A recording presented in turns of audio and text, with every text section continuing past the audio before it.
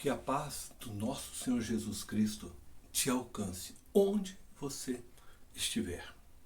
Eu estou retomando a série de mensagens Atos de Transformação.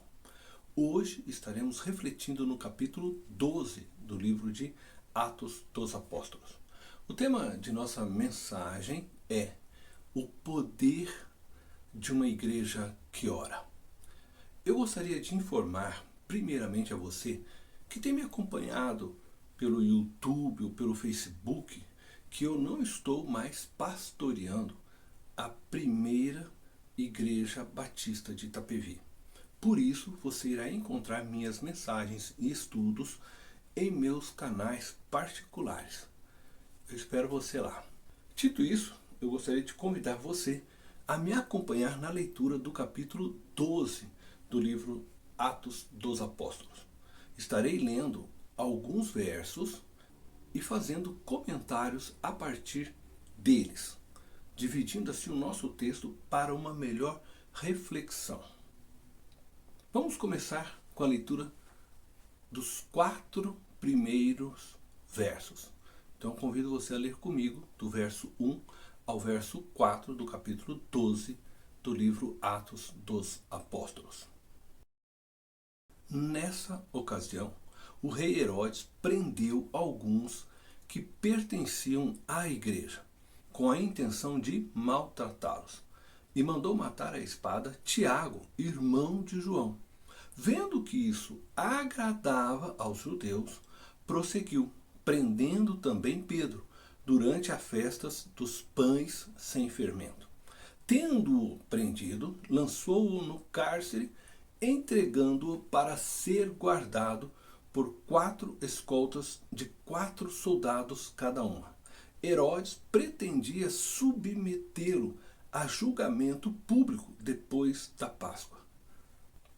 O texto começa apresentando para nós o tempo em que ocorreu a morte de Tiago e a prisão de Pedro através da expressão nessa ocasião. A que ocasião o texto se refere? Certamente o texto está se referindo ao tempo descrito no final do capítulo anterior. Período marcado por uma grande fome em todo o Império Romano e também marcado pela solidariedade e generosidade entre os cristãos daqueles dias. A solidariedade e a generosidade devem ser marcas presentes em nossas vidas, como cristãos. Recentemente, diante a catástrofe vivida no Rio Grande do Sul, nós assistimos e vimos o Brasil manifestando estas 2 marcas e nós, cristãos, devemos vivenciá-las sempre. Não apenas em períodos de catástrofes. Neste tempo descrito no texto, o rei Herodes prendeu alguns cristãos com a intenção de maltratá-los. O rei Herodes, mencionado em nosso texto, não é o mesmo Herodes que mandou matar vários bebês com o fim de matar o recém-nascido menino Jesus. O Herodes mencionado aqui é conhecido como Agripa I, neto de Herodes o Grande. Ele não só manda maltratar os cristãos, como dá ordem para matarem à espada Tiago, irmão de João. Vendo ele que isso agradou aos judeus, mandou prender Pedro com o propósito de matá-lo também. 2 verdades nos chamam a atenção neste episódio de Herodes. A primeira verdade: Herodes é um líder que busca a afirmação dos homens. Claramente percebemos no texto que Herodes é um líder que necessita da afirmação dos homens. Todo líder que busca a afirmação dos homens e não de Deus comete loucuras para se manter na liderança. O líder que vive em busca da aprovação dos homens e não a de Deus acaba lutando contra o próprio Deus e, em alguns casos, como o de Herodes, acabam perseguindo com ira e violência os filhos de Deus, esquecendo-se que um dia prestarão conta de todos os seus atos a Deus. A segunda verdade que tiramos dessa lição de Herodes é que os judeus foram instrumentos de afirmação da liderança de Herodes. Se Herodes é, por um lado, um líder que busca a afirmação dos homens, os judeus, ao se agradarem da maldade cometida por Herodes aos cristãos, deram a ele a afirmação que ele buscava. Sendo assim, estes judeus são participantes do pecado de Herodes contra a igreja de Jesus Cristo. A prisão de Pedro só aconteceu porque os judeus se agradaram, diz o texto, do que Herodes havia feito antes da prisão de Pedro. Nós também corremos esse risco. Muitas vezes apoiamos líderes religiosos ou governamentais que lutam contra Deus. Homens e mulheres que encontram apoio e motivação em nós para continuarem a corromper, a mentir, a praticarem o mal. Somos responsáveis diante de Deus por nossas escolhas. E o pecado dos líderes que encontram em nós afirmação recairá também sobre nós, como coparticipantes deste pecado. Pessoas são feridas por líderes. Igrejas são divididas por líderes. Mas líderes só permanecem no poder porque têm o apoio de pessoas por trás deles.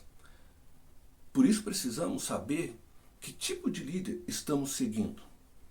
Que tipo de líder apoiamos, nos agradamos. Não se associe ao pecado dos líderes que buscam a afirmação dos homens. O verso 5 do nosso texto diz assim: Pedro então ficou detido na prisão, mas a igreja orava intensamente a Deus por ele. Este verso destaca a ação da igreja diante a prisão de Pedro. Ela orava intensamente por Pedro, incessantemente por Pedro. O apóstolo Pedro era um líder chave para a igreja naquele momento da história. A igreja estava vivendo um momento tenso, pois a liderança de Pedro, mais do que nunca, era um símbolo de esperança e inspiração para os crentes daqueles dias que ainda choravam pela morte de Tiago, irmão de João. Em meio à dor vivida pela igreja naqueles dias, aprendemos que o poder da igreja que ora não é só manifesto por meio da intervenção divina, como a libertação de Pedro da prisão. Sem dúvida que a forma como Deus libertou Pedro demonstra o poder extraordinário do nosso Deus e da oração de sua igreja, uma vez que Deus ouve as nossas orações. Por isso, eu te digo, em nome de Jesus, não desista dos sonhos de Deus para você. Mesmo diante das dificuldades, das perseguições, da incompreensão daqueles que te cercam e que muitas vezes te julgam baseados unicamente nas suas próprias verdades. Não desista de lutar pela verdade, de fazer o bem. Lembre-se, Deus te vê e sabe quem você é de verdade. Ele nos vê e sabe quem somos, nos conhece de verdade e conhece a cada um de nós. Ele ouve a oração do justo, ele ouve a oração da sua igreja. O poder da oração se mostra não somente quando o sobrenatural se manifesta, mas se mostra de forma extraordinária quando reúne um grupo de irmãos para clamarem, alinhados no mesmo propósito encontrado no coração de Jesus. A prisão de Pedro proporcionou um desejo comum entre os irmãos, movidos pelo Espírito Santo de Deus, que os uniu. Conforme lemos no final do verso 12 deste capítulo, muita gente estava reunida em oração. A perseguição de Herodes uniu os crentes em torno de um propósito. Eles nada podiam fazer para libertar Pedro do poder de Roma. Contudo, sabiam que Deus poderia fazer. E se uniram em oração incessante por Pedro. O interessante é que, mesmo que Pedro não fosse liberto, a união destes irmãos já era significativa, pois através dela encontravam consolo e força uns nos outros para continuarem a jornada da fé. Na comunhão, Deus se mostra a nós através de nossos irmãos. Por meio da oração, temos a oportunidade de experimentarmos o extraordinário de Deus, mas também de vermos no ordinário e na comunhão a extraordinária graça de Deus. Quero convidar você à leitura agora dos versos 6 ao 12. Na noite anterior ao dia em que Herodes iria submetê-lo a julgamento, Pedro estava dormindo entre 2 soldados, preso com 2 algemas, e sentinelas montavam guarda à entrada do cárcere. Repentinamente apareceu um anjo do Senhor, e uma luz brilhou na cela. Ele tocou no lado de Pedro e o acordou. Depressa, levante-se, disse ele. Então as algemas caíram dos punhos de Pedro. O anjo lhe disse: vista-se e calce as sandálias. E Pedro assim fez. Disse-lhe ainda o anjo: ponha a capa e siga-me. E saindo Pedro o seguiu, não sabendo que era real o que se fazia por meio do anjo. Tudo lhe parecia uma visão. Passaram a primeira e a segunda guarda e chegaram ao portão de ferro que dava para a cidade. Este se abriu por si mesmo para eles e passaram. Tendo saído, caminharam ao longo de uma rua e de repente o anjo o deixou. Então Pedro caiu em si e disse: agora sei, sem nenhuma dúvida, que o Senhor enviou seu anjo e me libertou das mãos de Herodes e de tudo o que o povo judeu esperava. Percebendo isso, ele se dirigiu à casa de Maria, mãe de João, também chamado Marcos, onde muita gente se havia reunido e estava orando. Nestes versos temos a descrição da libertação de Pedro. Em meio à escuridão e à incerteza do amanhã, um anjo surge diante de Pedro, iluminando o seu caminho com esperança e libertação. A Bíblia nos mostra que Pedro iria ser julgado no amanhecer do dia em que foi liberto. Contudo, ele dormia naquela noite antecedente ao seu julgamento. Muitas são as razões apontadas pelos estudiosos da Bíblia e pregadores para justificarem o sono de Pedro em um momento tão tenso de sua vida. Alguns argumentam pelo cansaço físico. Ele poderia estar esgotado fisicamente e ter sido mal alimentado na prisão. Isto o levou a dormir. Outros justificam seu sono à sua fé em Jesus Cristo. Pedro tinha a certeza de qual fosse o seu destino, vida ou morte, ele continuaria vivo na presença de Deus. Ainda outros justificam o seu descanso diante a morte ao pouco valor que ele provavelmente dava a essa vida terrena, pois o mesmo pregava a todos a bonança da vida eterna. Eu não vou me deter em discutir quais dessas possibilidades ou outras aventadas sejam mais prováveis o que eu quero destacar e que acho interessante neste texto é que Pedro se move em obediência às palavras do anjo, pensando se tratar de uma visão ou de um sonho. O texto diz: não sabia que era real o que se fazia.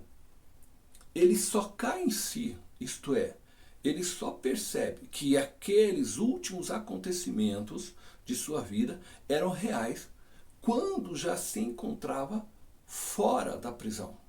É interessante que a igreja que estava em oração incessante por Pedro também não acreditou de cara na libertação de Pedro, conforme podemos ver nos versos seguintes, os versos 13 ao 17. Pedro bateu à porta do alpendre e uma serva chamada Rode veio atender. Ao reconhecer a voz de Pedro, tomada de alegria, ela correu de volta, sem abrir a porta, e exclamou: Pedro está à porta. Eles, porém, lhes disseram: você está fora de si. Insistindo ela em afirmar que era Pedro, disseram-lhe: deve ser o anjo dele. Mas Pedro continuou batendo, e quando abriram a porta e o viram, ficaram perplexos. Mas ele, fazendo-lhes sinal para que se calassem, descreveu como o Senhor o havia tirado da prisão e disse: contem isso a Tiago e aos irmãos. Então saiu e foi para outro lugar. O texto nos mostra, no verso 15, que os irmãos não acreditaram ser Pedro quem batia na porta. Eles levantaram a hipótese de ser o anjo de Pedro que estava à porta. Penso que muitas vezes somos também surpreendidos pela bondade de Deus, de tal forma que ficamos perplexos, como aqueles crentes ficaram.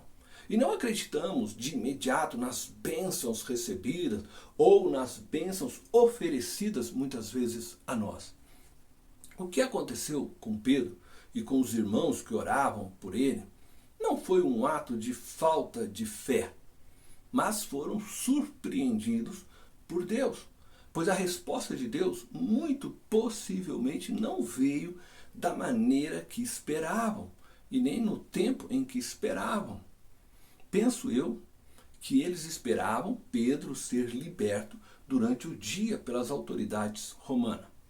Por isso não acreditaram que Pedro é quem batia a porta naquela hora da noite. Não podemos nos esquecer que os caminhos de Deus são diferentes dos nossos. Deus é surpreendente em poder e glória. Ele escreve a história da sua igreja. Me refiro não à igreja dos homens, governada por uma hierarquia de poder, assim como os governos deste mundo, mas me refiro à igreja espiritual, governada por Jesus Cristo, por meio do Espírito Santo de Deus, cujo seu governo não é baseado numa hierarquia de poder, mas num modelo funcional, serviçal, onde cada um é colocado segundo o dom e a vocação dadas pelo próprio Senhor Jesus em seu corpo espiritual, com o fim de servir o outro e ser servido pelo outro. Dessa forma, Jesus escreve a história de sua igreja, deixando marcas de seu poder e de sua glória através de nós. Assim, a igreja de Cristo continua testemunhando a presença do Deus vivo na história dos homens, não por meio das instituições, mas das pessoas que delas fazem parte. Quero convidar você agora à leitura dos versos 18 ao 23. De manhã, não foi pequeno o alvoroço entre os soldados quanto ao que tinha acontecido a Pedro.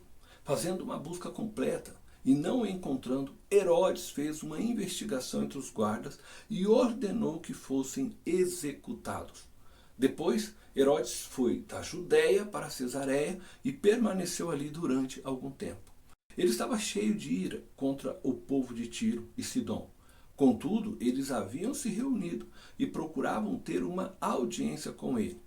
Tendo conseguido o apoio de Blasto, homem de confiança do rei, pediram paz, porque dependiam das terras do rei para obter alimento.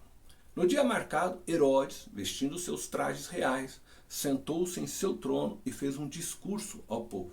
Eles começaram a gritar: é voz de Deus e não de homem. Visto que Herodes não glorificou a Deus, imediatamente um anjo do Senhor o feriu. E ele morreu, comido por vermes. Estes versos que acabamos de ler dão ênfase ao rei Herodes, que manda matar os soldados responsáveis pela guarda de Pedro. Aquele que julgava ter o poder para destruir e matar a quem quisesse, termina os seus dias de forma trágica e vergonhosa. O orgulho precedeu sua queda. Herodes, Agripa I, lutou contra Deus ao ferir Tiago, ao mandar prender Pedro e ao maltratar os demais filhos de Deus, servos de Jesus Cristo. Herodes foi vencido por Deus, como serão todos aqueles que lutam contra Deus e ferem os seus filhos. Sua morte é apresentada devido ao fato de não ter glorificado a Deus, aceitando para si mesmo uma honra que deveria ser dada somente a Deus. Estamos chegando no final do capítulo. O verso 24 diz assim: entretanto, a palavra de Deus continuava a crescer e a espalhar-se. Este verso nos mostra que mesmo em meio a toda a dificuldade que a igreja passava por aqueles dias, ela continuava crescendo, se espalhando. A perseguição apenas tornou os verdadeiros cristãos mais fortes. E o capítulo encerra com o verso 25, a qual eu convido você a ler comigo. Tendo terminado sua missão, Barnabé e Saulo voltaram de Jerusalém, levando consigo João, também chamado Marcos. Este verso final nos introduz de volta para os personagens Barnabé e Paulo. O livro dará, a partir deste momento, ênfase às viagens missionárias destes homens, incluindo João Marcos. Eu quero terminar esta mensagem dizendo a você que a igreja, em seus primórdios, foi perseguida e seus líderes foram acusados injustamente pelas autoridades religiosas, incluía aqui os judeus, e pelas autoridades governamentais de seus dias, o Império Romano. Tal perseguição, como vimos, uniu os irmãos em oração. E foi através da oração incessante de uma igreja unida que o apóstolo Pedro experimentou o livramento extraordinário de Deus.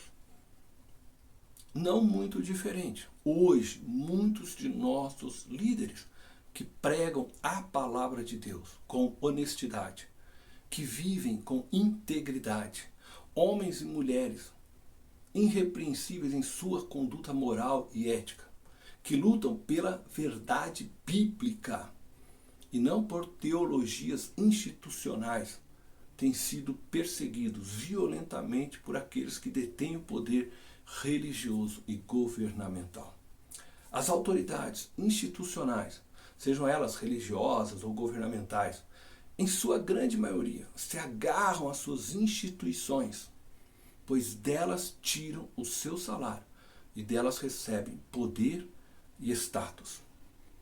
Não são todas lideranças religiosas e governamentais que fazem isto, mas a sua grande maioria. Sou um pastor batista, sirvo a minha denominação, mas tenho as Escrituras Sagradas como única regra de fé e prática. Não é errado defender uma denominação eclesiástica. Não é errado ser membro de uma instituição eclesiástica. Precisamos estar membrados em uma igreja local. Não podemos ser crentes desigrejados. Devemos congregar em um local e, naturalmente, ao nos congregarmos em uma igreja local, sentiremos amor por esta igreja e por aqueles que fazem parte dela também. E não é errado os pastores delas receberem os seus salários. Entretanto, quando pessoas usam da instituição e de suas leis, tornando-as maiores do que a própria Bíblia, quando o amor já não é o fundamento que determina as relações na igreja, quando, em nome da instituição, pessoas compradas com o sangue de Cristo são feridas e expulsas da igreja, quando o pastoreio ele é feito de forma dominadora, então, para estas pessoas, a instituição se tornou um ídolo e não mais um meio para servir a Deus.